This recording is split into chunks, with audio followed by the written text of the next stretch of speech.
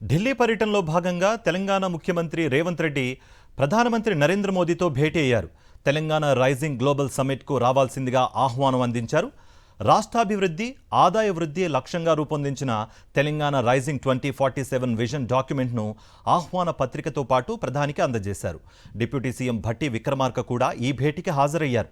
Hyderabad Bharat future సిటీలో ఈ నెల 8, 9వ తేదీల్లో గ్లోబల్ సమ్మిట్ నిర్వహించనుంది తెలంగాణ ప్రభుత్వం. ఇటు సీఎం రేవంత్ రెడ్డి కాంగ్రెస్ అగ్రనేత రాహుల్ గాంధీ, ఎంపీ ప్రియాంక గాంధీతో కూడా భేటీ అయ్యారు. హైదరాబాద్ భారత్ ఫ్యూచర్ సిటీలో ఈ నెల 8, 9 తేదీల్లో నిర్వహించనున్న తెలంగాణ రైజింగ్ గ్లోబల్ సమ్మిట్కు రావాలని ఆహ్వానించారు. భవిష్యత్తులో తెలంగాణ అభివృద్ధి, ఆదాయ వృద్ధి లక్ష్యంగా రూపొందించిన తెలంగాణ రైజింగ్ 2047 విజన్ డాక్యుమెంట్ గురించి వివరించి ఆహ్వాన పత్రికను అందించారు. సీఎంతో పాటు డిప్యూటీ సీఎం భట్టి విక్రమార్క, ఎంపీలు, ఏఐసీసీ తెలంగాణ ఇన్ఛార్జ్ మీనాక్షి నటరాజన్ ఈ భేటీలో పాల్గొన్నారు.